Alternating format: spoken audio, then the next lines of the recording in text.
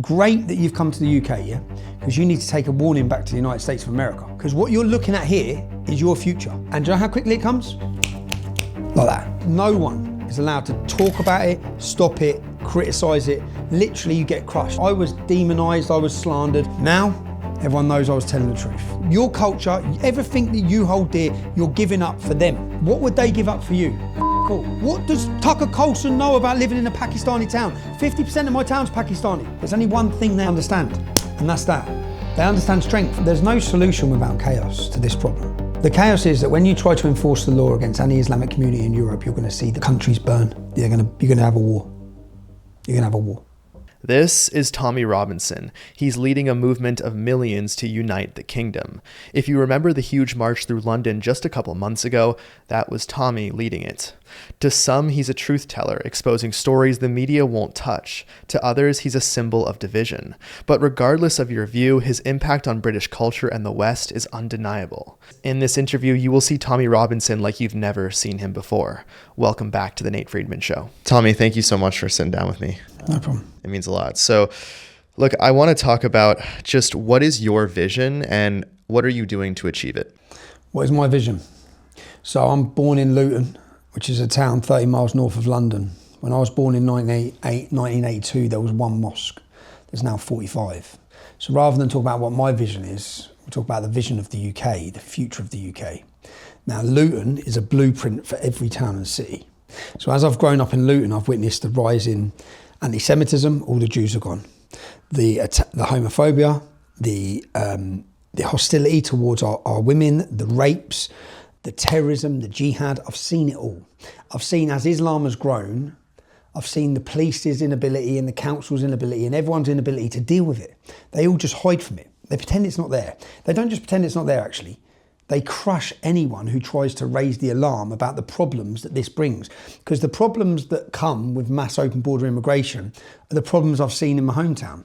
Now, they are all down to government failure and policy failure of allowing in Islamic migrants in their millions. So that's what I've seen. I know Luton's a blueprint for the rest of the country. I've seen the more Islam, the less freedom. The more Islam, the more violence. Afghanis are 22 times more likely to rape in the UK than other nationalities.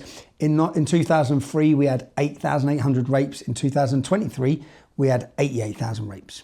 Now, this growth is a perfect line with mass open border immigration and Islamic immigration. It's to do with the Islamic growth. You can literally draw a graph and it fits perfectly. The same with Sweden. Now, if we take that graph and we look another 20 years ahead at the same growth, we're talking about nearly 1 million women being raped. That's what we're looking at. So this is the growth of Islam. So my vision and all I've tried to do is raise awareness, like a cry for help. I started a street protest movement in 2009, which was to go out on the streets and say to the rest of the country, look, I don't think you quite understand what's happening here. I understand. I was demonised, I was slandered, I was attacked, called a fearmonger when I started this in 2009. Now, everyone knows I was telling the truth. Unfortunately, the problem has spread across the whole country. Any town and city you visit now, you'll witness the problems I spoke about, but they used to be confined to towns like Luton, my hometown. Now they're everywhere. Rapes, attacks, terrorism, jihad, no one's safe, women aren't safe, all of this, non-integration, non-assimilation, there's no assimilation from the Islamic community. Now I talk about my experience because I'm from Luton where everyone are sons of immigrants. My mother was an Irish immigrant. Most of my friends, St. Lucian, Bulgarian, Italian, Jamaican. We all get along. It all works okay.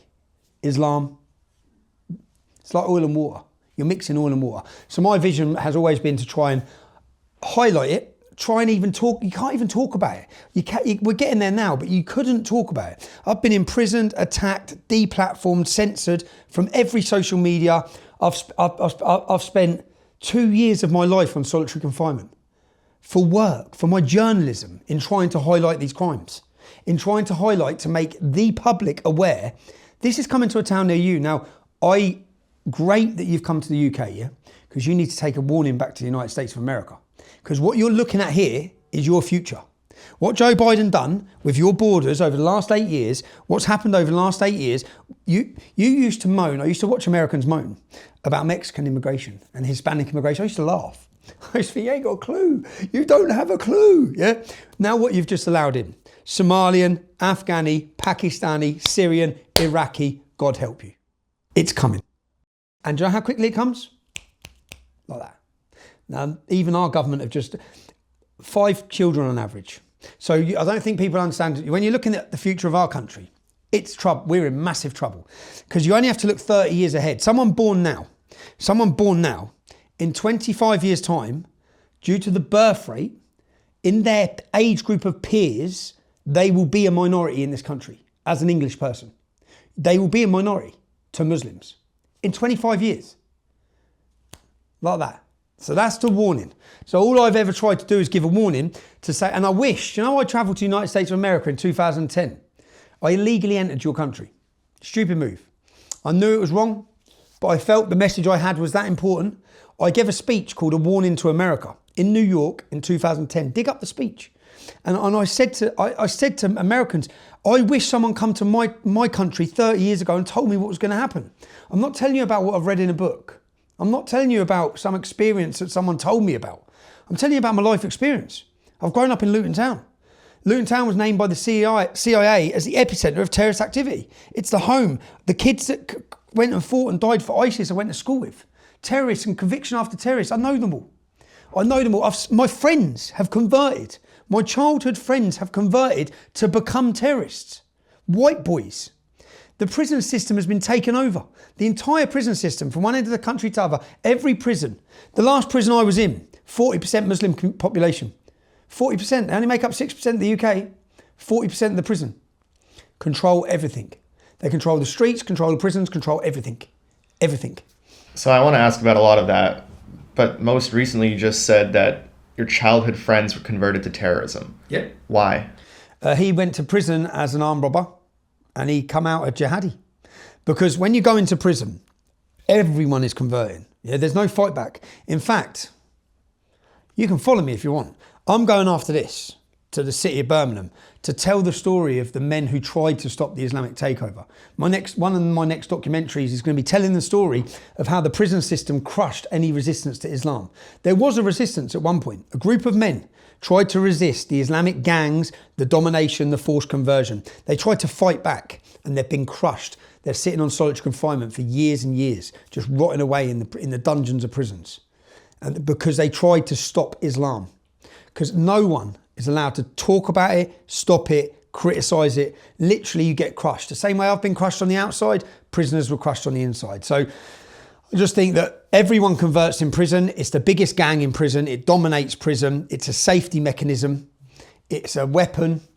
And it's going to do the same to the American prison system. And just see how easily they'll convert the blacks. The blacks will all come on side. They've done it here. All the young black gangs in my hometown, Luton, all now Muslim gangs. All of them, every one of them. The London gang, look, Birmingham, the city I'm going to now, 2 big black gangs, the Burger Boys and the Johnsons, the biggest gangs, all are now Muslim. Within 15 years.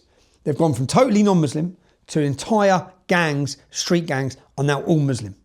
It's because it's the biggest rebellion against the system. If you're in prison, you've been wronged your whole life, you want to fight against the system, what will fight against the system? Islam. And Islam will welcome you in. So what is the way out? And I ask that meaning that when I went to Whitechapel, I didn't see many people that looked like me. The statistics I read, some like 40% Muslim. It felt more like 90, 95. It's a lie. Forget the statistics, it's all bullshit. It felt, when I was walking the street, it didn't feel anything like that. It felt more like 90, 95%. And I spoke to a lot of people on the street. One of them said, right outside a mosque, he said that you respect the West and their culture. Yeah. And Islam has their own culture and their way of life. Yeah. Another person said, we came here because there's democracy here, but we don't have democracy in Muslim majority countries. So Muslims will use democracy to end democracy. That's it. What you've just seen happen in New York, it doesn't matter how bad he is now in his next term. It does not matter. Because people, 30 years ago, New Yorkers, it's all changed. New York's population has changed. They're no longer voting on politics, they're voting on identity. He's been voted in on identity, same as Sadiq Khan is in London, our mayor, who's a total failure. Look at crime. Every failed statistic, it doesn't matter, still gets voted in.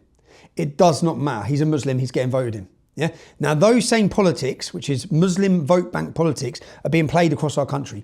Our whole last election was about Gaza. And we elected 5 independent pro-Hamas fascist Islamist politicians. That's what we've now elected. That's the start. And that's now, when 6% of the country is Muslim, this is the power they now hold. Now you see your swing states in the United States of America. You see if they get big Muslim swings in those states, they will dictate to Republicans or Democrats. The bloc Muslim vote, because they block themselves like a military fashion, will be able to negotiate with Republicans and the Democrats if they can swing the vote. And then they will hold ultimate power. And at that point, like in my hometown, for example, in Luton, in 2013, I did the projected growth forecast. I've got 3 kids, I'm looking at my town, projected growth population forecast by 2030, so in 17 years. The Pakistani and Bangladeshi community were going to increase by 70 to 77%. The white and black by 1.2 to 1.4. That is why we're irrelevant. So in towns and cities like that now, we, working class, white English people, and this will happen to you in America, it's already happened in Michigan, it's already happened in certain places, this will happen, you will become irrelevant. Because the way the Labour Party, your Democrat Party, keep power is through the bloc Muslim vote. At which point, in my local town, the local council will do a deal with the leader of the council of mosques. So that will secure them 40,000 votes. What do you want for 40,000 votes? Now, even Nigel Farage, who's meant to be our next leader, who's going to be our next leader, who's meant to be opposed to all this, he's already said in an interview, the Islamic demographic by 2050 is so strong in this country, we cannot alienate Islam. Now, how do you not alienate Islam? By surrendering to it. Because if you want to deal with this problem, you're going to alienate Islam. So when you're saying, what can we do? Well, we can start by ending Islamic immigration. It doesn't work at all. It just does not work. Yeah? If we need immigrants, if this country needs immigrants and hard-working immigrants, then just look at the statistics of crime and look at the statistics of work rate from the Muslim population. They don't work anyway, per se. They're 6% of the country responsible for 18% of the prison population, 3 times more likely. All of the crimes, all the rape gangs, Muslim men make up 3% of the UK population. They're responsible for 90% of the convictions of groups of men that rape kids. 30% of the men convicted are called Mohammed. We have 40,000 British Muslims on a terror watch list. 40,000.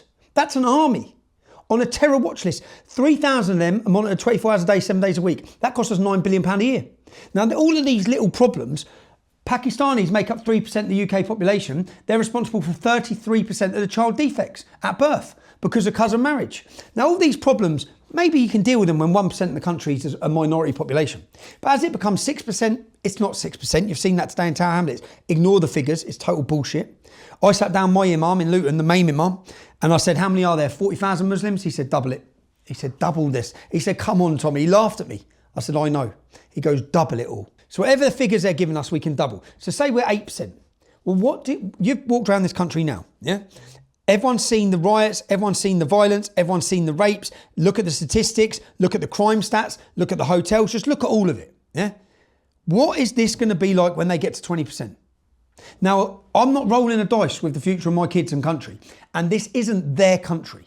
Now, for too long, we've been too ashamed to even say that. This is not your country from Somalia. You can go home. Yeah? Pakistanis, go back to Pakistan, can't you? Syrians can go back to Syria.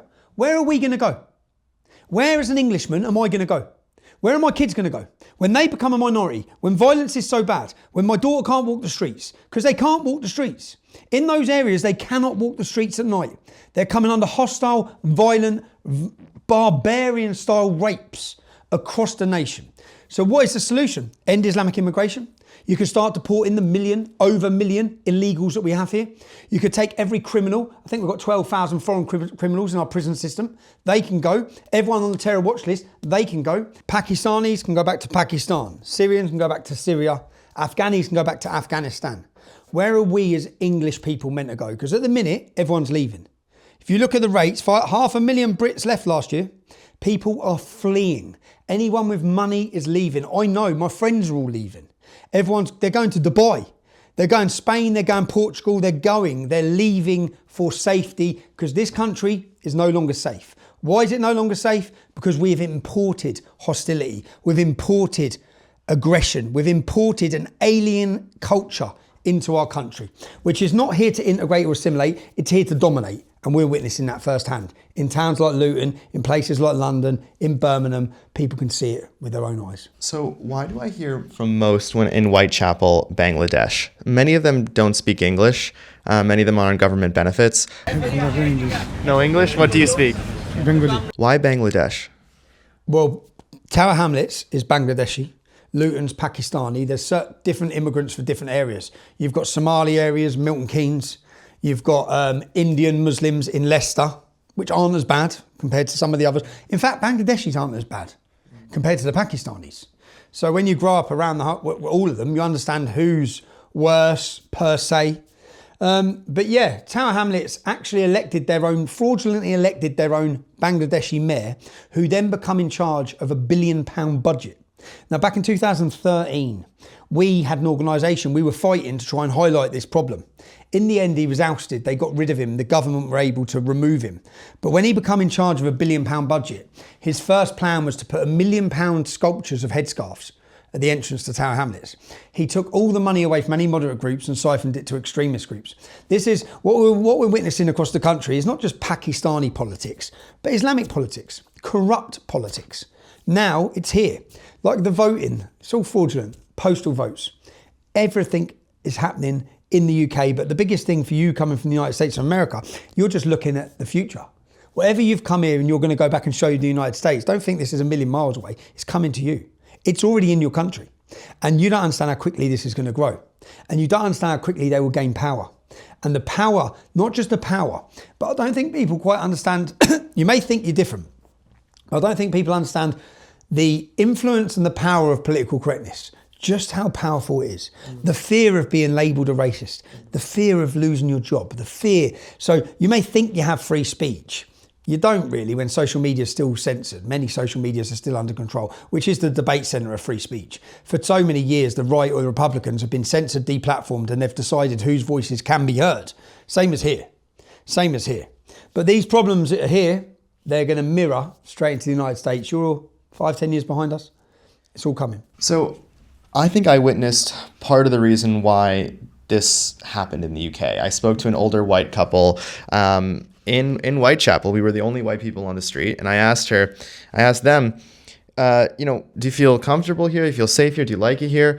Oh, yeah, sure. And I was like, well, are you cool with there being so many Muslim immigrants here? And they said, well, absolutely. UK, we conquered so much. It's time to give back. Is this a common mentality? No, that's not a common mentality. That's a weak, pathetic mentality. You need to go to working class Britain. You need to go into working class estates and speak to working class British people. You have to understand that there's two different countries. London's a different country to the rest of it. Inside the M25, think different, act different, and are different. Did you see anyone looking like me? No. See anyone who looks or talks or walks or dresses like me? No. No, you won't. Yeah? That's working class Britain. Go to working class Britain, speak to them about their view of what's happening in this country. Now, I'd say the reason why it's being allowed to happen, I'll tell you what I've done. In fact, how long are you here for? I'm here for 3 more days. 3 more days, okay. So get a hidden camera, yeah? Right? Because I went to Republic of Ireland and I made a documentary called Plantation 2, Rise of the Celts. If you want to watch any of my documentaries, you can do them at trfilms.co.uk, yeah? I'll get that plug in there. They're great, okay? But I went there with the intention of showing the world how the women feel. This is what you should do, yeah? And I put on a hidden camera. And then I walked down the streets where Muslim migrants were and went up to English women where the migrants had been housed and just went up to Irish women and said, what's it like here now? I'm from England. And they're like, we can't walk the streets. We're terrified. I work there. My husband has to pick me up and walk me from A to B. It's all changed in 3 years. We're not safe. We're getting attacked. And then I'd say, brilliant. I'm a journalist. Let me just get the camera over. And then I'll start waving and they'll say, oh, I can't say that on camera. No, I can't say that on camera. And every woman, watch my documentary, every woman I approach tells the truth when they don't think they're being recorded. But I was recording everyone. They're all scared. It's all changed. They're all suffering violence. They're all intimidated. But are they voting for it? Are these people that are afraid to speak on camera, are they voting for these policies? 9 million people voted in Keir Starmer. 20 million people didn't vote in the UK. That 20 million people is us. Yeah, that as in working class Brits, because we've been so demoralised with politics. Distrust, in politics, told our vote and our voice doesn't matter. We formed this organisation 2 years ago. The purpose of this organisation was to give back our identity, which we've lost, to understand that a void has been filled. A void has been filled by Marxism, communism, LGBTQ+, and Islamism. All these things have filled a void where Christianity has been taken. So our identity, whether you want to believe in Jesus or not, we're a Christian culture, it's our history. So we wanted to form an organisation where what I did is get together influencers who have been sidelined, silenced and deplatformed, bring us all together, which was 20 of us, and say, what do we agree on? We agree British culture's at threat here. How do we fight? How do we save it? How do we fight for it? So then we started putting on events, public events, where we focus on our identity. We have celebration in identity, celebration in culture. Rather than talking against things, we talk about us, and we celebrate free speech. We stand against mass immigration. We stand against Islam. We agreed on 5 principal values that we all agree on. And then we come together for these events. We held our first one, it was 30,000 people. Second one was 100,000 people. Third one was 200,000 people. 13th of September was millions of people. We have now hit mainstream Britain, where the lies and the smears, for so long, they had this country, which is pretty embarrassing, because I'd say we are the most fearsome fighting nation in the world, as in English men. We're known to fight. It's what we do. It's in our DNA. It's in our blood. And they have made us that weak that people, instead of fighting, are scared to even talk about things. Now, what we've always focused on, we need to remember who we are. We need to focus on who we are. We need to remember what our forefathers sacrificed and why they sacrificed. Why did they run into those fields? Why did they give their lives? What were they fighting for? They weren't fighting for the mess you've seen today in Tower Hamlets. They were not fighting for that. So what were they fighting for? And it's about time that we grew courage. And I think that we can give inspiration and courage by people seeing that they're not a fringe minority. They managed to let people think they were on their own thinking like this. And on the 13th of September, millions descended on London, and the whole world could see that the British public is wide awake. There's a cultural revolution happening right now in this country. We're about to announce our next event. We're going to have a Christmas celebration of Christmas hymns. Because Christmas, do you know, when I led the English Defence League, there's so much going on in this country that is away from the Islamic immigration to do with an attack on our culture. Out of 360 councils, 6 councils changed the name of Christmas. They took the word Christ out. Winter illuminations, winter festival, they're doing it this year. I think if you go to the Christmas market in London, it won't be called Christmas. Go into Tesco's, they're not called Christmas trees anymore. Okay? So they're taking the word Christ out of everything. I had an organisation called the English Defence League. I wrote to the 360 councils and just said, our organisation, which is tens of thousands of us, young men, we will hit your city if you change the name of Christmas. And it costs between £500,000 to £1 million to police it. And that comes out of your council budget. Now, I got accused of blackmail. Google this story, you'll see the newspapers saying Tommy Robinson blackmails councils. I wasn't blackmailing them. I learned from how the Islamic community operate. They threaten things. If you do this, we'll do this. And that's why the government continually pandered to them. Let me ask you something, though. You mentioned that the way out is to prevent all Islamic immigration. Now, I want to tell you about a conversation I had, though, in Bethnal Green, which was a British man tells me, we can't vote our way out of this because they're citizens and they're here legally. He was talking about, we were at a bus stop and everybody at the bus stop, their eyes, just showing their eyes. Yeah. And he's saying, look, they're here legally. They've gotten asylum. So is it true? Like, how do you vote your way out if... We have 1.2 million British Muslims who want Sharia law. That's 1.2 million British Muslims that need their citizenship revoked. They need to go back to their place of birth or their parents' place of birth. They need to look at, they've all got dual nationality. They've got Bangladeshi passports and British passports. And they don't want to leave. Well, they have to leave. How do you get them to leave? Well, if you wish to overthrow democracy and replace it with a extreme, violent, authoritarian idea of Sharia, you need to leave. And then you can make their lives very difficult, which is what the government should be doing. Make their life difficult. Our government just agreed to extend benefits for more than 2 children. Well, that's the Labour government. Do you know who has more than 2 children? No, not us. English have 1.5. Yeah. So the Labour government have purposely brought in a policy that is to allow all of the migrants to have 5, 6, 7 kids, and we pay for it. And they've done that. What do you think they've done that for? Their vote. They've now got the Muslim vote because the Muslims can sit at home, not work. We pay for them. We go to work. They have 6 kids. They have 7 kids. We pay for it all. We're paying for the destruction of our country. We're housing the migrants in hotels. We're paying for all of it. When you say what can be done, there's a lot that can be done. Once the Muslim community know, step out of line, try and enforce your backward ideology on this country, try and change this nation, try and attack Christianity in this culture, you're gone. But in order to do that, you need to have that be part of your political platform, and you need to be voted in based on that political platform. And I got to say, being in Whitechapel in these Islamic neighborhoods, I don't see how you can win with that. We can still win. We can still win across the country with that. Mm-hmm. If you look, we're running out of time. By 2041, we're done. Yeah. By 2041, we can't win. Yeah, we can't. It seems that way, yes. We can't win.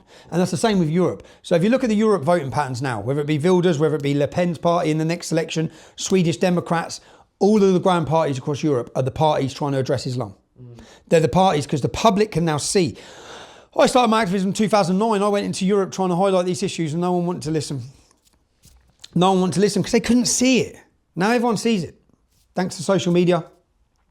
Thanks to the problem getting so bad.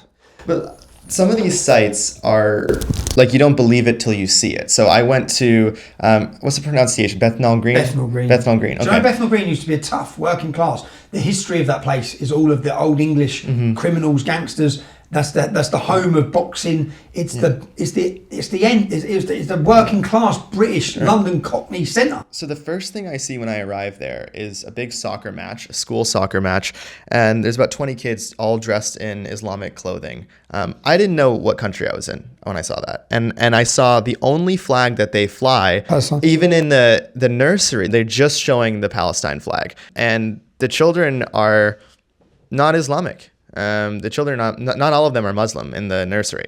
So parents are sending them to a... Well, parents have no choice. Sure, so the parents are stuck, same as Luton. I'm saying that their kids, the teachers, are wearing a hijab. Yep. So these sites are difficult to digest. There's no solution without chaos to this problem.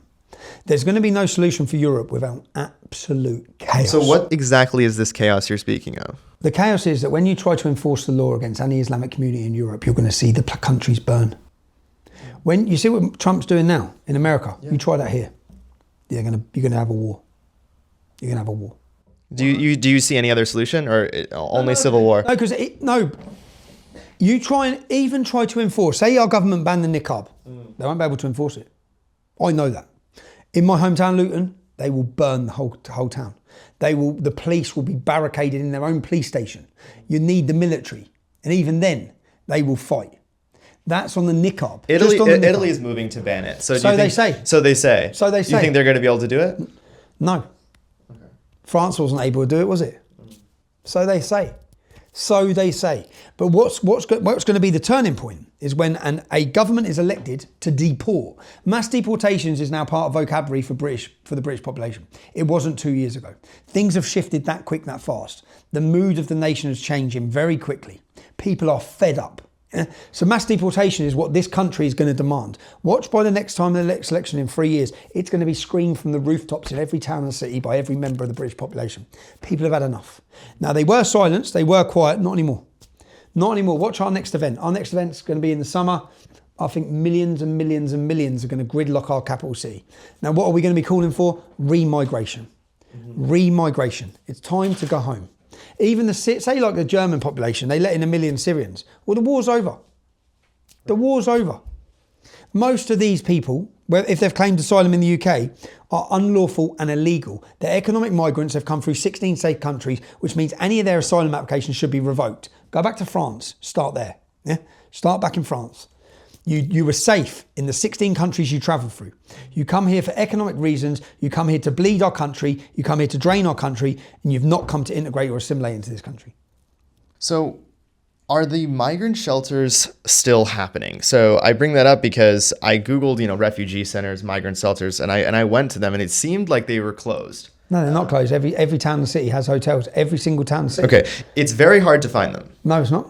Well, I'll give you the locations. Sure, you can give me that. I'm just saying for an average person, if you Google, it's... Oh yeah, they're going to hide it, but they hide it because now people are exposed. Yeah. But I could give you a whole list of where they are. It's just, it was not honestly In New York, the major migrant shelters were relatively easy to find. You would Google migrant shelter New York City, you'd see them. There were some ones in the outskirts where, you'd see a Holiday Inn with the sign taken down and you'd say, okay, that's a migrant shelter. But they were more or less like the Row Hotel, the Roosevelt. These were like on display. But I didn't feel that same thing here. I didn't feel like the big migrant shelters were easily findable. No, they are if you know where to look. Yeah. They are if you know where to look. Yeah. They're in every town and city. This is what's woke the population up over the last 2 years. Because even towns that don't have a Muslim population, the whole hotels have now been flooded with men. The men are coming out there. 25 sexual assaults against children, 12 women raped, a terrorist attack, murders, all from migrants in the hotels. They're the ones being housed in the hotels, have committed these crimes. And bearing in mind, 90% of rape cases don't go to court. So if you've got 12 women raped. Mm-hmm. So when the riots were on after Southport, remember? There was a Southport stabbing of the three children murdered by Axel Rudakabana. In the riots aftermath, which our leader, if you can leader can't even go in the same phrase as Keir Starmer. But Keir Starmer, who's in charge of our country, or meant to be, well, he come out and said that it was the far right rioting. What he didn't want to tell people, in Tamworth, where people were protesting and in the end rioting about the hotel, Mohammed left the hotel and raped a woman. Okay? In Hartlepool, a Muslim left the hotel and murdered an old age pensioner. In all of the cities where in Rotherham attacked young schoolgirls. So in all the cities where the public come out and said enough's enough outside the hotels, those Muslims had left the hotels and attacked, raped and even murdered British citizens. People have had enough. Our government didn't talk about that. They don't address that. They just call it all far right. This country is paying for its own destruction. Totally. And what I don't understand is how is everything that you have said, how is that not enough to wake a nation up? What will it take, in your opinion? What will it take? Well, what just happened in Israel would be, if that a similar attack like that would be the equivalent of 15,000 British people murdered. Mm-hmm. If that happened, our country's awake. If that happened. But I'll tell you what wasn't enough. 26 murdered at the Ariana Grande concert. A soldier beheaded in London. Butchered and murdered eating their dinner in Borough Market in London. The attack on the synagogue. None of this has been enough to wake the country up. What I will tell you is I've been involved in this for 15 years. I would say now the country's ready. This country is ready for real change. Mm-hmm. I think the government know it. Everyone knows it. Our figures, I don't know if you've actually watched, look, just so, and I'll send you this so you can play this in as we're talking. Mm-hmm. Just because they can downplay everything that's happening, yeah? Mm-hmm. This is a revolution. Okay? Now, this is the start of the protest here, yeah? That's the crowd starting there. Yeah? This has never happened in Great Britain. This is the biggest event this country's ever had. This doesn't stop. The media told everyone 100,000. They're killing themselves because we quote tweet this. 66 million views we had. Now on our event we had 64 million watching. Look at the crowds. This doesn't stop.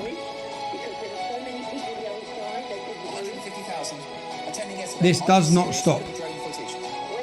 It just doesn't stop, okay? Look.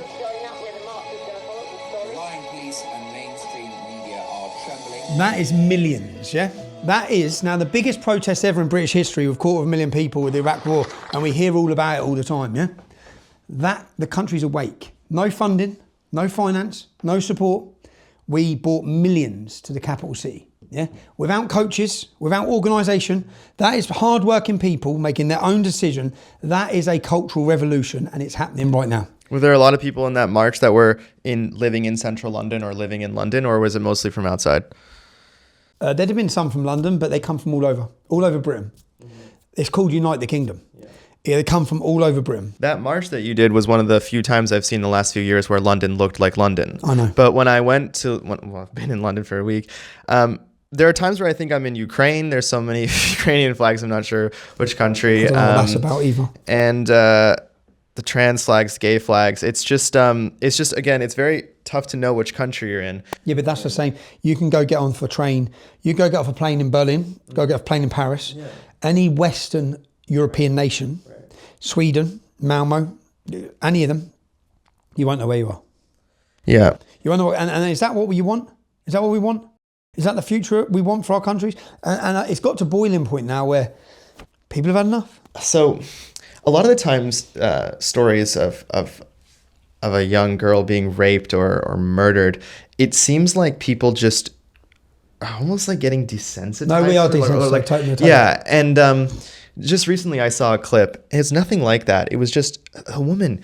She's having dinner with her friends, and these Tunisian migrants who have been in London for 1 month come under her chair, take the purse, and it's all calculated. They did it in teams. So one of them covered her line of sight, the other one kicked it out with his foot out of the chair.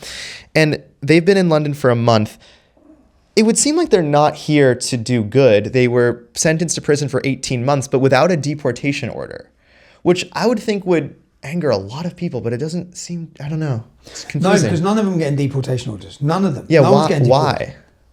Why? Because the government don't care. The government have not had the drive, the want, or the courage to deal with this problem. And the easiest thing continually, because it's all bullshit numbers, it's all flooding the country with migrants to keep the fake money bubble going, to keep their GDP, to pretend that the country's successful when we all know it's not. Yeah. So they are continually flooding this country. Now, that's not just this country. It's not a mistake. You see, you've solved your problem by voting in Donald Trump. If you didn't vote in Donald Trump, exactly what you're seeing now would be flooding through your borders now in their millions into your country. Unskilled, uneconomic migrants coming with crime, coming with disease, coming to violently commit, coming as terrorists, would be flooding your nation if you didn't vote for Donald Trump. Now, the difference is not one single European country has elected a leader that is willing or brave enough to tackle this. Because when you want to be brave enough to tackle it, I tell you what they're going to try and do. They're going to try and assassinate you like they did Donald Trump. Because the globalist plan to weaken the nation, to break down the state, to desensitize, to demoralize, to feminize the men of the nation has been a well-orchestrated, well-funded operation for 50, 60 years. Yeah, Donald Trump's got in the way. Right now, I think that through Donald Trump, you're going to have a growth of European leaders who are ready to fight. And to be honest, I'll tell you straight again, this country's ready to fight. And it hasn't been. And I can tell you now, I thought I was banging my head against a brick wall for a decade. I was thinking, what is it? All we ever heard about was when that British lion wakes up. When the lion awakens, everyone better be ready. Yeah, I'm telling you, the lion's awake. I'm telling you. Yeah, and I know we need vote. We need democracy to solve it. Yeah, but to get those politicians into a position where they're brave enough, you need the influence on the street. Yeah. When you see millions on the street, trust me, because Nigel Farage are all shifting their politics. Nigel Farage was against mass deportations 12 months ago, now he's for them. Nigel Farage wouldn't talk about these issues, now he's talking about them. Why do we think that is? It's not because of anything other than he's seeing the presence on the street, he's seeing the growth of our movement and the influence of people in our politics and the effect we're having on the public. So we had an idea, when we set this movement up, 20 of us come together, I said, we can try and start a political party now, yeah? We can try. We're going to need hundreds of millions of pounds. If we change the culture, we change the politics. We can actually shift the culture through a well-organised effort on the streets, through culture, through celebration, through identity. We can do that a hell of a lot quicker. Right. So right now, Farage, he has on the prediction markets, I checked Kalshi today, it was like 24% chance of winning. And he's winning. So my question is, the woman who had her purse stolen, here's how I would think about how it would go normally, is she has her purse stolen by Tunisian migrants. She says, okay, we can't do this. She tells her friends. Her friends are like, okay, we can't do this. But that must not be happening. That's because, happening. Well, yeah. I guess because I'm saying, like, in New York, we have a similar thing in the States where it's suicidal empathy is the term people use. Yep. And it's that it seems to be that England got into this position because women like that who had her purse stolen, I can't speak for her, I don't know what she's voting for, but it seems like it should have a chain reaction where people say enough. That's where we're at, bro, I'm telling you. You watch the next election, ignore what they're saying about 24%, you watch the landslide. I have my finger on the pulse. Before my last event, I told everyone millions are coming. Biggest event this country's ever seen. Yeah, I sense it because I walk the streets. I see the reaction. Right. People who didn't like me now like me. People who hated me now are on side. That moment of this person tells that person and tells that person, and people were putting up with it. It's there. It's at bursting point. Yeah. The country's ready. The country's ready for real political change. The country's ready. People are ready.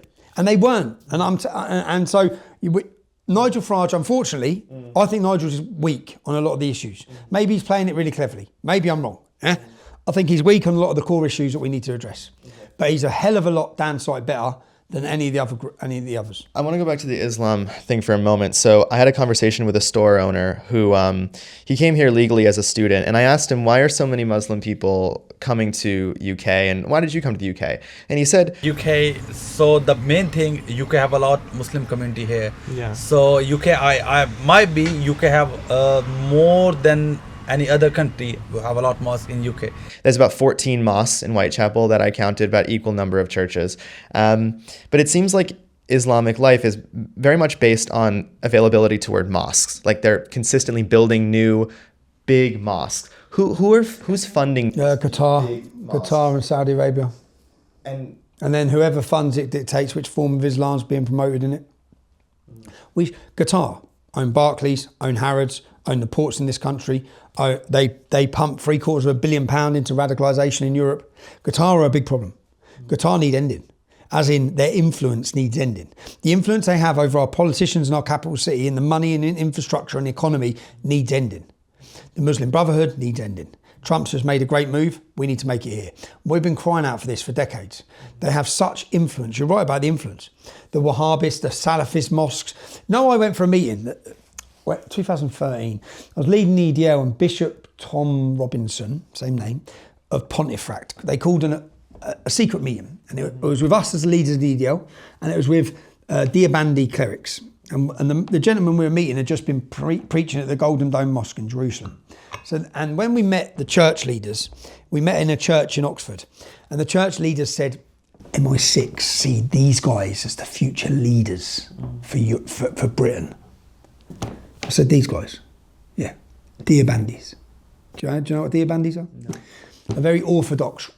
All of them will wear niqabs, and they're radicals. They're radicals. They may not be planting bombs, but they want the same as ISIS. They want to overthrow democracy and replace it with Sharia. They have the same end goal. They've just got peaceful means of getting it. But it still needs stopping. We've got to stop them. So when I sat down, I said, okay, so these Diabandis are the future of our country, are they? And then when I sat down, I said, the bishop's there, the vicar's there, all the church are there, then all the Muslims are there. And they just said, tell us what's wrong. So I said, I'm going to tell you straight what's wrong. And I went into one about what's going on where the Muslims are from, because they're all from Dewsbury. You're raping our women, this is happening, converting our women, blah, blah, blah. And then I said, what are you lot actually doing? What are you doing as a church for us? What are you doing? They goes, well, we have diversity days. I said, you have diversity days? Yeah. I said, tell me about your diversity day. He goes, well, at Christmas, we had a Christmas meal. Us, the church groups and the Muslims together.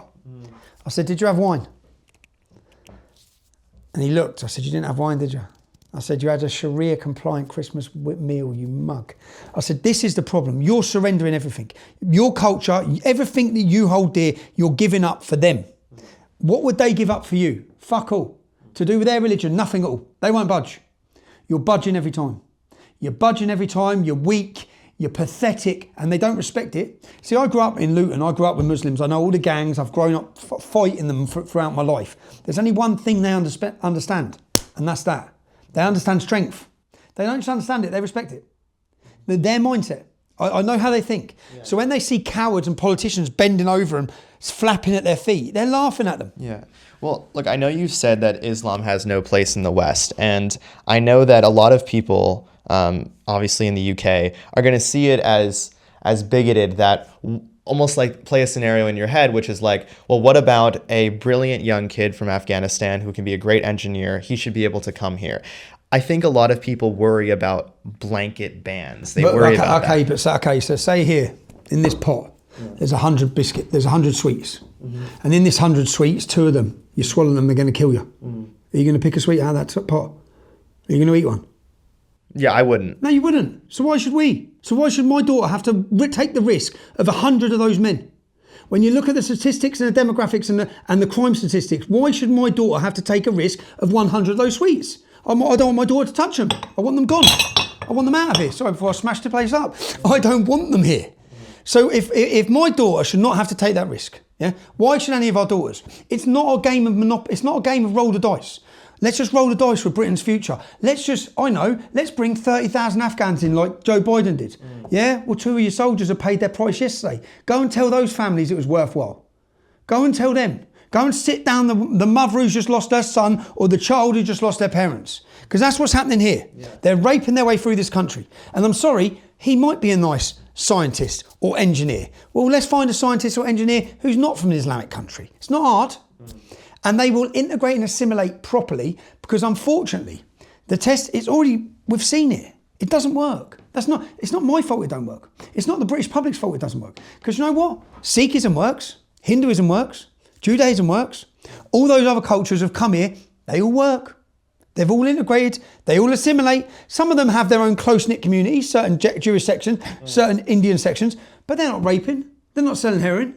Look at the crime statistics in the prisons. They're not overrepresented. They're underrepresented. In fact, they're overrepresented in success, in education, in schools. They're flying. So this podcast is not sponsored, and instead I'm going to tell you about something that we've been working on for quite some time. This is the very first look at the Friedman Files, dossiers on the paid protesters that we've been exposing for close to a year now. You'll see them at more protests than you can count. You'll see their violent ideologies that they spread and the stories behind their arrests, all in one centralized location that you can look at and share. Go to natefriedmanshow.com/Friedman Files or scan the QR code to get a special discount. The link is also in the description and the pinned comments. And now back to Tommy. The 24,000 Afghan migrants that were brought in for £7 billion.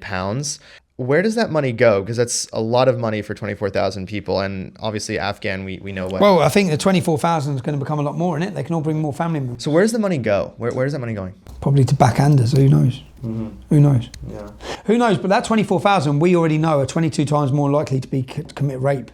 So some of those 24,000, just like the 30,000 you received, one of them murdered 2 people yesterday, right? One person's killed and the other person seriously injured. Yeah. Is that worthwhile as an experiment?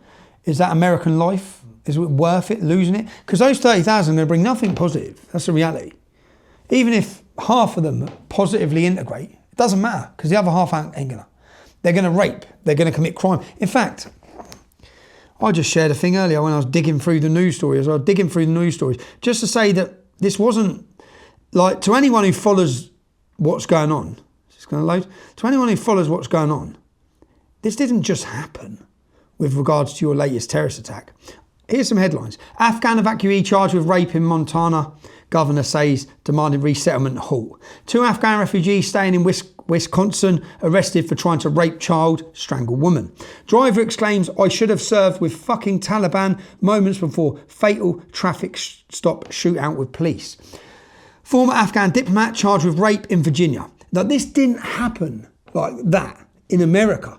So that killing yesterday, all the warning signs have been there from the previous Afghans you've already taken. Now you're such a big country, you're such a huge nation that someone needs to put the dots together. Yeah, but when you start putting the dots together, you'll realise those Afghans you brought in, they need to go. Somalians, they need to go. Okay, you want a safe, future, prosperous Christian America? Someone's going to have to tackle this problem. And unfortunately, again, I know in the United States, the influence of Saudi Arabia, Qatar, the money, the business, someone's going to have to tell the truth. Someone's going to have to say how it is. Yeah. Well, with President Trump's last tweet, he said that Tim Walz was retarded for letting in hundreds of thousands of Somalians. So it seems like the rhetoric has... But only because you got Donald Trump. It's only because you got Donald Trump. That's it. If you didn't have Donald Trump, if Obama, you could say it was Obama, but it was Obama, wouldn't it? But if Biden or Kamala would have won, do you know when you voted to save America, that wasn't just a vote to save America. So I hope you know how much we relied on that and how much we rely on the hope that gives us, because hope is contagious. Hope is something that gives you the chance. We've got hope because of who's in power in the United States. We've got hope because of Trump, because of J.D. Vance, because of Elon Musk. And that's why we're ready. Speaking of Elon Musk, do you want to say a quick thing about how he's impacted your life? Elon Musk has brought me from the gutter, lifted me back up. I was censored, deplatformed from everywhere. Not for any crimes. I've never been committed of any crimes to do with hate or racism. I was just deplatformed and censored for telling the truth, or warning the public. Everything I said and was warning about has now been proven as true. Elon Musk has helped me. I recently had a terrorism trial, charged with terrorism, and I got not guilty, and the judge ruled that it was a politically motivated, targeted case. The previous case, both of which Elon Musk supported and helped fund. If he hadn't done that, if Elon Musk hadn't stepped in, I don't know where I'd be. I don't know if I'll still be alive, to be honest. My life was chaotic. So I owe Elon a lot. The British public owe Elon a lot. This country owes Elon Musk. Do you know, I don't think Elon Musk will be remembered for flying rockets into Mars. I think he'll be remembered for saving freedom of speech. Obviously, I follow your Twitter, and I saw that you had just come back from Israel and Poland. What were the things that struck you the most about those two trips? Well, Poland doesn't have any problems. Poland's a beautiful, clean, safe country. Lowest crime rate, lowest rape rate in Europe. Why? Because it hasn't had Islamic immigration. It's protected its borders. It still has a sense of identity.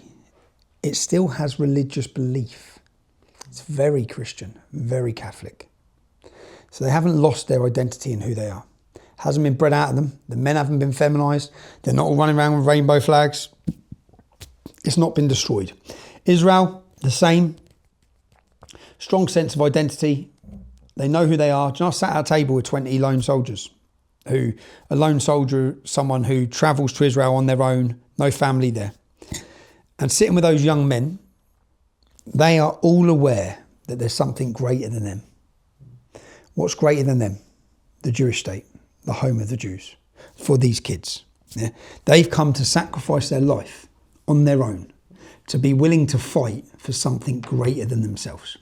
This country, we all think the greatest thing is us, individuals. We have created a generation of selfish cowards. That's what we've created, where no one actually really cares about the country or community. Everyone just thinks of themselves, just us. Whereas when you go to places like Israel, it's not about yourself. It's about the country, which is how we need to get thinking again. So I had a fascinating time. I got a lot of backlash. I got a lot of stick, a lot of the usual bullshit accusations, but I don't really care, if I'm honest. I see Israel as the forefront. I see Israel. I went to Israel in 2015 to see how they live, because I knew how they live, we're going to have to live. And when I went there, I saw the bus stops, all bollards everywhere. And we didn't have any of that. We had freedom here. Now, go to a Christmas market. While you're here, go and get some footage, yeah? Bollards everywhere, armed police everywhere, fortified. But I saw that in 2015 and realised that's our future. We're going to need this, because they were doing car attacks then, but they weren't doing it in Europe. Now they're doing it. Yeah. So I went to experience how they experience it. How do they deal with it? To ask the questions. Joe, I met a senior ranking politician, and I went into his office. Yeah, a very senior ranking politician, and on the wall was a map, and he drew a line. He said, "You see this wall here? Israel built a wall here. If they didn't, Sudan and Eritrea would have replaced the Israeli population. Yeah? We built a wall. Your politicians aren't doing anything." So I went to listen to, because there's so many accusations against Israel, but I went to listen to, all of their politicians were very concerned with what's happening in Europe, concerned with the culture change, the attack. And when people say it's Israel flooding Europe, yeah, purposely, with Muslim immigration, this is what some of my detractors say, they're flooding. Why would Israel, a country this big, why would they want the future of Britain, Germany and France to be controlled by Islam? Because if those countries are controlled by Islam in the future, which is they say is the goal, that means their militaries are controlled by Islam. It means their nuclear weapons are controlled by Islam. It means Israel's gone. Reality. Yeah? If every single Western nation in Europe becomes Islamic, then that's not just Afghanistan, Pakistan. You're now dealing with superpowers who have got arsenals of weapon and military. So it doesn't make sense. The whole argument doesn't make sense. But I went there to ask lots of questions, to see how they deal with it, to understand, which I think the public need to understand. Because you see, I feel here, living in Luton, from Luton, I feel surrounded. I feel surrounded by Islamic problems. I feel surrounded by terrorism. So when I went to Israel, I realised Hezbollah on the northern border. I don't know how many people realise 50 to 100,000 soldiers on the northern border, ready and waiting and trying for a decade to plan a ground invasion. Houthis, Hamas.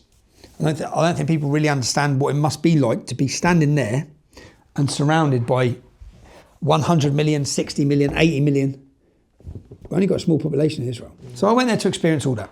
Had a fascinating trip. Yeah. Come back unapologetically. I totally side with the state of Israel and the people in Israel. I don't give a shit how many people that upsets. Because anyone who's accusing that or beating that, do you know I listen to these Americans, you're going back to America, right? Tucker Carlson. I've got Tucker Carlson on the video yesterday talking about he has more in common with his Pakistani taxi driver than he does some white middle class American. Yeah, what do you know? What does Tucker Carlson know about living in a Pakistani town? 50% of my town's Pakistani. You don't know nothing about Pakistani taxi drivers. We do. We're beaten up by them our growing up. Our daughters are abused by them. Our wives are harassed by them. Yet you pretend you know something. What do you know in the United States of America about growing up around Islamic immigration? They're all talking about, well, the Muslims and the Christians are together. Yeah, come and say that in Europe. Come and experience that in Europe. We're not together. They're not with us, you clowns. But I listen to all these new right-wing commentators talking just because they hate Jews or hate Israel, saying we need to work together with the Muslims. Yeah? Come and speak to people who live with Islam. It's infuriating. I'm watching even Tucker Carlson thinking, what do you know about Pakistani taxi drivers, mate? What do you know? Do you know who's ferried all of our girls round in every town city? In Rotherham, Telford, Oldham, Rochdale, Birmingham, Bradford, Leeds, every city where our daughter's been raped. Who ferried them round? Pakistani taxi drivers. Tucker, your mates, who you'd rather hang around with. You know nothing about this subject. So don't try talking about it just because guitar are in your back arse. Because it's pretty infuriating. Yeah. And I see that so much coming out of the United States. I'm looking at it thinking, you don't know what you're talking about. You have no idea what you're talking about. You live in America. You're not plagued by Islamic rape gangs. You're not surrounded in a town with 50%, with 45 mosques. You've got no idea what you're talking about. So don't just start talking about how we need to be, we're all friends and Muslims and Christians are together. Yeah, tell that to the Christians in Afghanistan. Tell it to Christians in Pakistan, the Christians in Iraq. Go speak to the Christians in the Middle East. Go speak to the Christian population, which has gone from 20% to 7% in the last 20 years. Why? The real genocide happening right now in Nigeria. They don't want to talk about that. What they want to talk about is Jews. It's pretty infuriating. Because there's a Jewish population in the UK and they're not raping no one.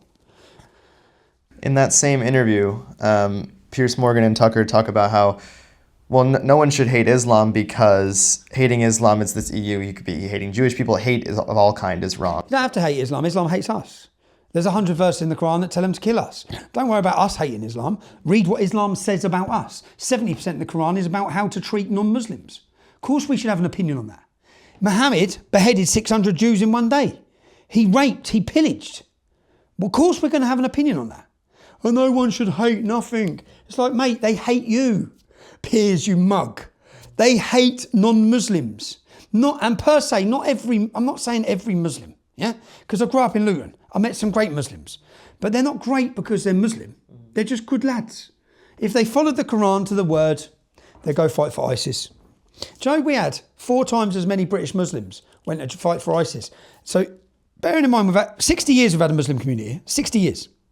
In a 3-year period, 4 times as many British Muslims went to fight for ISIS in that 3-year period than had joined the British military in a 60-year period. We have a problem, yeah? Yeah. And it's not hate. It's not us, okay? It's not us, right? For highlighting and telling the truth. Unfortunately, the truth hurts some people. Unfortunately, people don't like hearing this truth. Unfortunately, people like saying, do you know what I mean? But the same people who don't like hearing this truth, they don't live with it. Yeah. Why is it okay to want more people that look like you and to have the same values as you? Why is that? It's okay because if Nigeria become a majority white nation, it would be wrong. If Japan become a majority non-Japanese nation, it would be wrong. When you look at Chinese parliament, how many non-Chinese people do you see? When you look at Russian parliament, how many non-Russian people do you see? When you look at our parliament, you see Muslims everywhere. Now, you're right about other migration as well. It all needs to stop. We have had too much migration, whether it be Indian, Sikh, whichever, Hindu, we've had too much, okay, of all of it. But if you address the migration, then the birth rate of those communities is not going to replace ours. So you could deal with it. But if we deal with migration, we've still got to deal with the Islamic birth rate because through the womb, Colonel Gaddafi said we will take over Europe without firing a bullet. We'll do it through the biggest weapon we have, the woman's womb. Now, there's not a mistake. 7 children they're having on average in France. We're paying for it all. But to the people who feel like that, we are a majority white country. We must remain that. Or it no longer ceases to be Britain or England. The culture disappears. It changes forever. There's 1,000 years of English, white, Christian history here. And why does that matter? Why does that culture matter? Why does it matter? Because that culture is Britain. That's our culture. Why are we going to give it away? Our forefathers fought in wars, in battles, sacrificed, bled, died, suffered, tortured, everything to protect our culture, our identity. Our culture is the most superior. Let's stop pretending all cultures are equal. I have this debate when I had it with journalists. I said, well, Islamic culture? We go live in an Islamic country then, if you think it's so great. Well, a woman is a property of a man. Bullshit culture. We are the most superior, advanced culture in the world, which is why everyone wants to come to our country. There's 50 Islamic nations. Go there.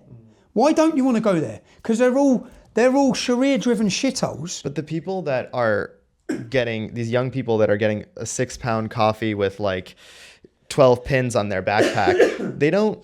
I know that they don't. Well. Now there's you see a lot of them in the posh little London, but what I mean is there's an awakening happening from working class Britain that's coming in every town. I understand, but I'm saying that those people, it seems like convincing them through this idea that their ancestors had fought for them and that Britain had fought for them. Obviously, I get it, but I don't think that is going to hit a nerve with them. No, they just need to know the truth about Islam. We need to stop hiding the debate. They need to know who Muhammad was. They need to know his crimes. They need to have his views on women, his views on homosexuals. Most of them are liberals. And I'd say most liberals are good people. And they're liberals because they're loving people. But they think all cultures are equal. They think Islam is just like Christianity. Jesus was just like Muhammad. Now, Jesus said turn the other cheek and Muhammad said cut your bloody head off. There's 2 vast differences here. Yeah? 2 differences in ideas, in everything, in ways of life. And Islam is not a religion. It needs to stop being recognised as a religion. It's a total controlled way of life. It needs to stop being given the same recognition as a religion. The last thing they do in a mosque is pray. A mosque is a command and control centre. It's there to command and control the entire community, to change the community, control the community, to Islamise the community. Where do they start all their wars from in every Islamic country? Where do the wars start? From the mosque. Okay? People just need to understand what Islam is. Yeah, but these people, liberals in the UK and United States, it's a very similar mentality. They don't want to paint with a broad brush. It's the last thing they want to do, and I think they're willing to die over it. Well, they're going to have to die over it, aren't they? Because they'll be getting killed by the Muslims. Like the left who aligned with the Islamists in each battle, whether it be in Lebanon or in Iran, they were killed straight away. They aligned with them. You're never going to convince a staunch Marxist, communist, because they're aligning with them for their political ideology. They see Islam as the biggest weapon to help overthrow the state because they want to destroy the state, to break the state down, to start again. So you're not going to convince them. But the do-gooders, the decent people who are just trying to protect everyone, lovey-doveys, they're going to realise at some point that Islam's going to bite them on the arse or bite their daughters on the arse. So I don't think any of this could have happened without the education system changing a lot. So when I went to Whitechapel and these other Islamic neighborhoods, I spoke to students that were about in high school, and they went to private schools where they dressed up in Muslim attire, but they were private schools. They weren't public. Madrasas. Are they teaching about Islam in public schools, or is it just in private schools? And in public schools. In public schools. But they're not teaching the truth about it. They're not teaching facts about it. They're teaching that Islam means peace. It doesn't mean peace. They teach that in public schools? Yeah, my kids went to school and they come home. My kids, all they were hearing about was Islam. My kids. All they're hearing about is Islam. And I don't mind if they're teaching them the truth about Islam, but they're not. They're teaching them this lovey-dovey version of Islam, how Islam means peace and everyone's beautiful and, Islam's great and you can pray this way towards Mecca. No, Muhammad beheaded people. Tell my daughter when she's 9, Muhammad married a child her age. Tell the kids the truth. But they're not touching on any of the truth. They're basically downplaying and bastardizing all of it, weakening the reality of what Islam is. To lie, they're lying to the next generation of children. They're confusing them, they're indoctrinating them. And in those madrasas you're talking about, they just learn the Quran all day. I know girls that went to those madrasas. My mate went to one of those madrasas till he was 11. He had to leave and come to our school. He had to leave because they started teaching him his dad had the devil in him. Because his dad was black. His mum's a black Muslim Kenyan and his dad was white. They started teaching him his dad had the devil in him. Those madrasas are a massive problem because so many Muslim kids are not even in the British education system anymore. They're just in these madrasas, learning the Quran 7 days, every day of the week. So they're teaching that Islam is a religion of peace. Do they teach about Christianity or Judaism or? Yeah, but not as much. So they take you to the mosque from the age of 6. The kids are taken to a mosque at 6 years old in every school across the UK. Every school across the UK, national curriculum, they bring all the children to the mosque. The girls have to cover their arms. They're not allowed to bring a ham or pork in their lunch boxes to school that day. They want you to pay. When my kids were at school, I got a letter, yeah, it's going to be £2, they're going to the mosque. What are you talking about? My 6-year-old child, you're bringing them to a mosque. I basically, when they said in my kids' school, I looked up the mosque, looked up the history, went on the website, looked up what they're teaching, just sent it to the school. Fucking take our kids there. What do you mean you're taking our kids there? But again, it's national curriculum. It's all about diversity. When did this start becoming part of the national curriculum? 10 years ago. Right, so that's what a lot of people are confused about, myself included, which is that we felt in the States that you blinked and this invasion happened. We did not feel like it was this slow burn, but apparently, like you're saying 10 years, it's been a while. No, the mass immigration recently is something different to what we've always had. So my hometown, Luton's always had a massive Pakistani community the whole way through growing up because they controlled everything. The whole way through growing up. They were brought in legally.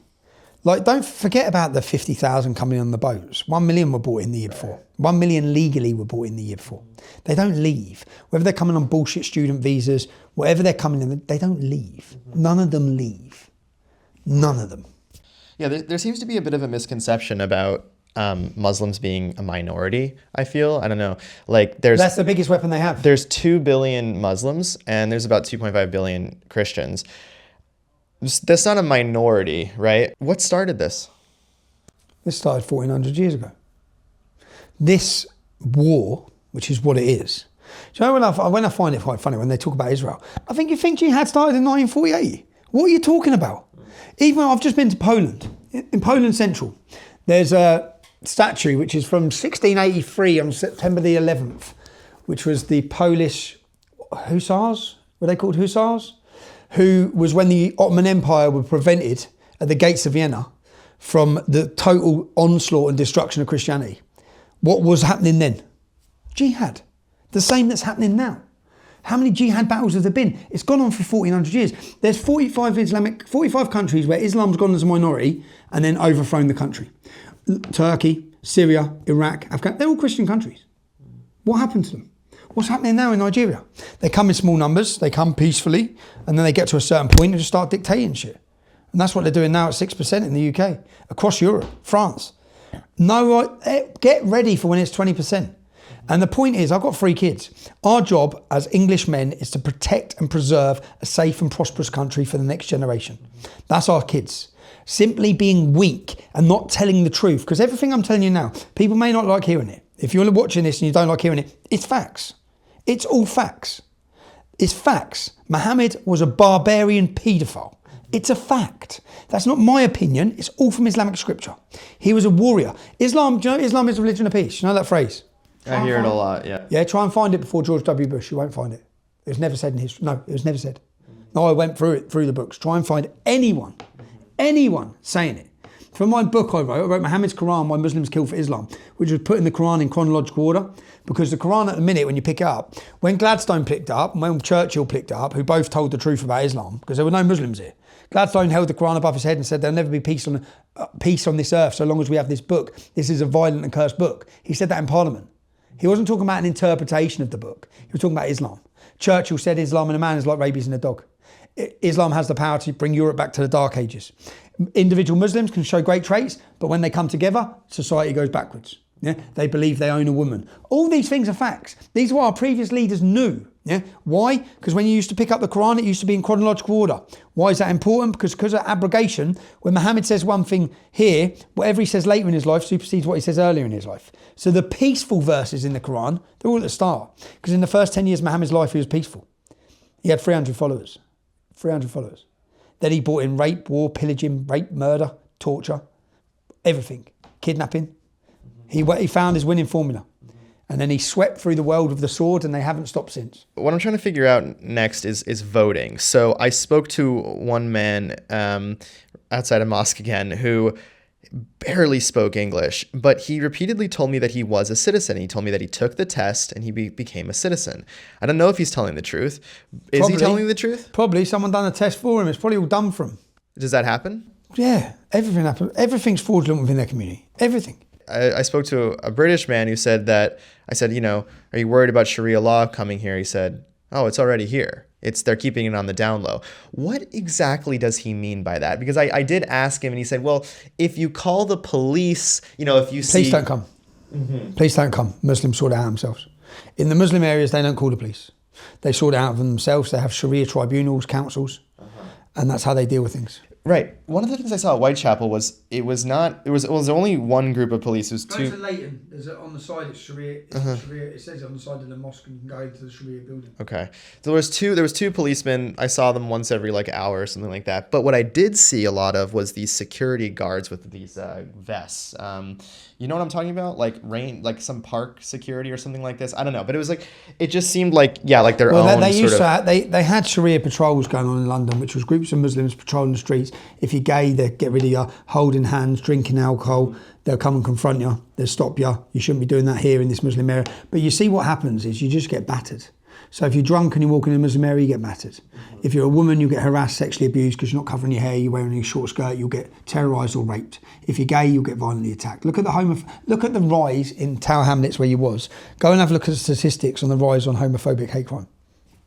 Through the roof. All the gay clubs are gone. They're all closing down. Yeah, and in those areas, I see the people running for mayor, you're wearing a hijab. In the UK, I mean, at least in the United States, you become a citizen, you can vote. It's the same thing here. So you become a citizen, you can vote. So are they voting in droves? No, they vote in a military fashion. They bust them to the voting polls. It's all organised, which is what Labour intentionally have opened the borders for. They bring them in, they know they're loyal voters. They're happy. You see the people you're interviewing, they're happy to be reliant on the state. Oh, yeah. The people outside the mosque, they don't work. They don't want to work. They're quite happy taking the state money and sitting there having 7 kids. And what about these markets that I see popping up everywhere where it's like they're on the street, like Pakistan. They're on the sidewalk. Are they licensed to sell stuff there? They get away with everything. So they can set up illegal markets. They had them in Manchester for a decade. They used to have all these, and when the police would come, they'd all warn each other and they'd all shut down quickly. But the police would very rarely go. They get away with selling fake stuff, stolen stuff. They get away with everything. The police do not police their communities like they police other communities. Now, other communities, if you put a sign out on I'll give you an example. There's a Finnegan's Cafe, black man in Luton. A well-respected black man had a cafe called Finnegan's, and he put a sign out on the road, just on the pavement, saying Finnegan's Cafe down here. The council come, harassed him, fined him, threatened him. So he went and videoed, and he went to the Muslim area. He just videoed the whole road, where all of them have done it. Yeah. And he said, how are they not getting done? Because the police are too scared, because if they went in there, they'd all turn them. They can't police it. So then they get away with everything. Parking tickets, everything. They get away with everything. And why don't they police it? They're too scared, because they'll come out and riot. They'll come out and violently attack them. They're scared of being killed, like the police are scared of being killed. They're scared of provoking the peaceful community. Interesting. That's it. Now, the best thing for a United States audience is that you've come here. And everyone who watches this, don't think this is a problem a million miles away in Great Britain. Because this problem is now in your backyard. Yeah. You either deal with it now, or you end up like this. And when you end up like this, it gets so bad and so severe that no one knows what to do, like in Great Britain now. You're at a crossroads. The only answer people see is civil conflict, civil war. You ask them, the majority of the population believe we're heading towards civil war. The majority of the population in polls believe we're heading towards civil war. Now, at some point, people start then preparing for civil war. Yeah, it's a natural thing. So, who wants that for their country? Who wants it? We want freedom, we want love, we want community, we want cohesion.